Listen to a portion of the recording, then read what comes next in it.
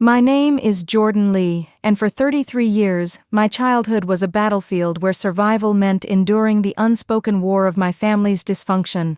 My mother, a narcissistic force who saw me as an extension of her ego, and my father, her silent enabler, made every day a test of endurance. I was the scapegoat, blamed for their failures, while my younger brother Alex was the golden child they shielded. When I escaped, I thought I'd left it behind, but uncovering their secret, a scheme to control my best friend's son, Eli, and his inheritance, pulled me back. This is the story of what happens when your childhood was just survival, and how I fought to give Eli the safety I never had, building a new family from the ruins of the one that nearly broke me. The survival game. I grew up in a modest ranch house in a Dallas suburb, where the Texas heat baked the concrete, and my family's dysfunction simmered like a storm about to break. My mother, Lorraine, was a force. Beautiful, manipulative, a real estate agent who sold homes and illusions with equal skill. My father, Robert, was her shadow, a mechanic who fixed cars but never our broken home. They presented a perfect front to the world, but behind closed doors, my childhood was a survival game. From as early as I can remember, I was the target. My mother saw me as a threat to her spotlight, blaming me for her unfulfilled dreams. "You ruined my figure," she'd say, eyeing my non-binary presentation with disdain. When I came out at 14, she laughed, calling it attention-seeking.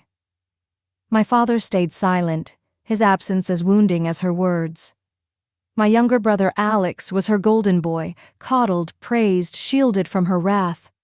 He got the new clothes, the extra helpings, the encouragement. I got the scraps, the criticism, the endless chores to earn my keep. Survival meant navigating her moods, hiding when she was angry, performing when she needed to show off her happy family. School was my refuge. I joined the psychology club, volunteered at a local shelter, and buried myself in books about trauma. I wasn't Alex's kind of star, but I was resilient. I won a scholarship to the University of Texas at Austin for psychology. When I told my parents, hoping for pride, my mother said, "That's fine, Jordan, but Alex is starting soccer camp. That's our priority." My father grunted. I left for college with a suitcase and a vow to heal myself and others. The escape and the echoes. Austin was my liberation. I was Jordan, not Lorraine's disappointment, not Alex's shadow. I majored in psychology, interned at a trauma center, and found a community that embraced my genderqueer identity. I started therapy to unpack the PTSD and anxiety from my childhood, panic attacks triggered by loud voices, nightmares of Lorraine's rages.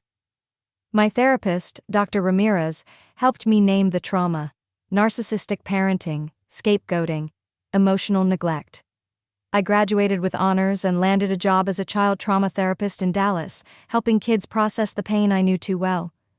My apartment in Oak Cliff was a cozy haven, filled with books and calming art, a space where I could breathe. Lorraine kept competing from afar. She'd call to catch up, but her questions were barbs. How many patients did I have? How big was my caseload? When I published a paper on childhood trauma, she started a blog about parenting triumphs, stealing my ideas. Alex, her golden child, coasted through life on her support, dropping out of college and living off her money. When I visited home, they'd talk endlessly about Alex's potential, ignoring my work saving kids from abusive homes. It stung, but I'd built a life where their approval wasn't the goal. The turning point came when I was 31, during a family dinner at our ranch house. Lorraine was there, still glamorous, charming the neighbors she'd invited. My best friend Kara's son, Owen, was there too. Kara, the only person who'd ever seen through Lorraine's facade, had died 3 years earlier in a car accident.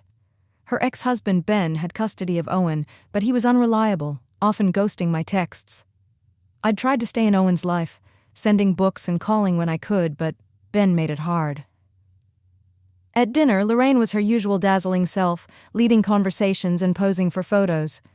But Owen was quiet, his blue eyes fixed on his plate, his hands fidgeting with a toy car. I noticed a bruise on his arm, faint, but unmistakable. When I asked him about it, he whispered, "I fell." Lorraine quickly changed the subject, pulling Owen into a photo, but my therapist instincts screamed that something was wrong. Refusing the punching bag. Later that evening, I took Owen to the backyard, where the Texas stars twinkled and the air smelled of barbecue and jasmine. "Owen," I said gently, "is everything okay with Ben?" He hesitated, then whispered, "He's always mad. Lorraine visits sometimes, says she's helping, but she just ignores me or takes my stuff, like Mom's ring." My heart stopped. Lorraine was involved with Owen's care? And taking Kara's heirlooms? That night I couldn't sleep, my mind racing. I'd noticed Lorraine wearing a new ring, one that matched Kara's description. Was she stealing from Owen's inheritance? The next morning I confronted her in her office, a chic room of velvet and gold that smelled of perfume and ambition. My father was there reading a magazine. "Why are you staying with Ben?" I demanded, holding up a photo of Owen's bruise. Lorraine's smile faltered. "I'm just helping out," she said, her voice sharp. My father muttered, "Don't start, Jordan." But I pressed, and Lorraine let slip the truth. Ben was struggling with addiction, and she'd been supervising Owen, funded by my parents. She'd also taken control of Owen's trust, a hefty inheritance Kara had left, meant for his future. Lorraine claimed she was managing it better, but her new ring and a recent facelift suggested otherwise. She'd been competing with me my whole life, my art, my career, my independence, but now she was using Owen to win, stealing his future to fuel her ego. I refused to be her punching bag any longer. I walked out, vowing to protect Owen. I drove to Ben's apartment that afternoon, a rundown complex in East Dallas. The place reeked of stale beer, with pizza boxes piled in corners. Lorraine was there, scrolling through her phone, while Owen sat alone, playing with his toy car. "What are you doing here, Jordan?" Lorraine asked, her voice sharp. "Come to play hero?" "I'm here for Owen," I said, my voice steady despite the rage. "This isn't okay, Lorraine. He's not safe here." She laughed, a cold, familiar sound. "You think you're better than me? You're not his parent." But I saw the fear in Owen's eyes, the way he clutched his toy like a shield. He wasn't safe, and I wasn't going to let Lorraine's competition destroy him. Taking a stand. That night, I called Child Protective Services, CPS, reporting suspected neglect. The caseworker, Elena, interviewed Owen and confirmed my fears. Ben's addiction had worsened, and Lorraine was barely present, often leaving Owen alone or dismissing his needs. CPS placed Owen in temporary foster care, and I filed for emergency custody. As a trauma therapist, I'd helped kids heal from abuse, but this was personal. I knew the system's flaws, overworked caseworkers, biased courts, but I couldn't let Owen stay in that environment. I also hired a lawyer to investigate Owen's trust. Lorraine was furious, calling me to scream, "You're trying to ruin my life! I'm his guardian, not you!" Her words triggered a panic attack, the PTSD flaring, but Dr. Ramirez helped me stay grounded. She'd competed with me my whole life, but now she was stealing from a child. I refused to let her win. I threw myself into the custody battle, using my therapeutic skills to build a case. I documented everything: photos of Ben's apartment, texts from Lorraine dismissing Owen's pleas, medical reports noting his bruises. I was fighting for Owen, but also for the kid I'd been, the one Lorraine had overshadowed. My parents took Lorraine's side, as always. They called me disloyal, accused me of jealousy. "Lorraine's doing what's best for Owen," my father said. "You've always been difficult, Jordan." They cut me off, but I didn't care. Owen was my priority now. The courtroom war? The custody battle was brutal. Ben, backed by my parents' money, hired a high-priced lawyer who painted me as an unstable artist with no parenting experience. Lorraine testified that she'd been selflessly caring for Owen, claiming I was driven by rivalry. My parents took the stand, saying I'd always been rebellious and unstable, twisting my PTSD into evidence of unfitness. I fought back with evidence: photos of Ben's apartment, CPS reports, texts from Lorraine telling Owen to stop whining. I called character witnesses: my art gallery curator who praised my integrity, my therapist who testified to my recovery, and Kara's sister, who confirmed Kara would have wanted me to protect Owen. Most importantly, I had Owen's voice. In a closed session, he described Ben's rages and Lorraine's neglect, his voice trembling but clear. His drawings, dark sketches of a house filled with yelling, broke my heart and swayed the judge. The turning point came when I uncovered Lorraine's theft.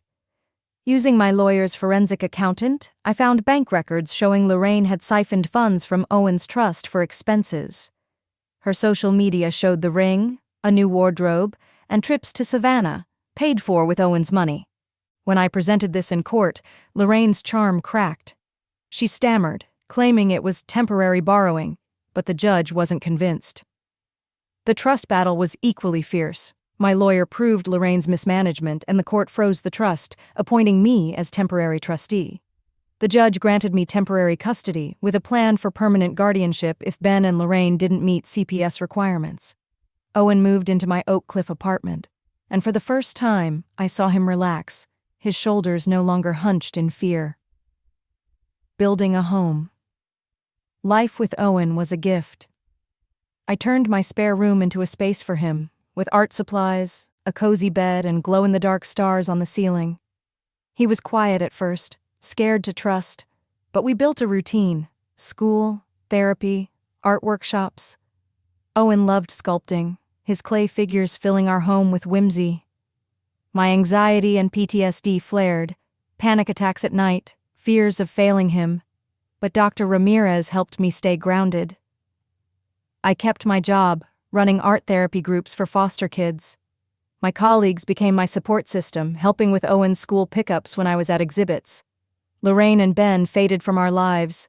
Ben failed his drug tests, and Lorraine lost interest in the parenting classes. My parents faced legal scrutiny for enabling Lorraine's theft, their reputation tarnished.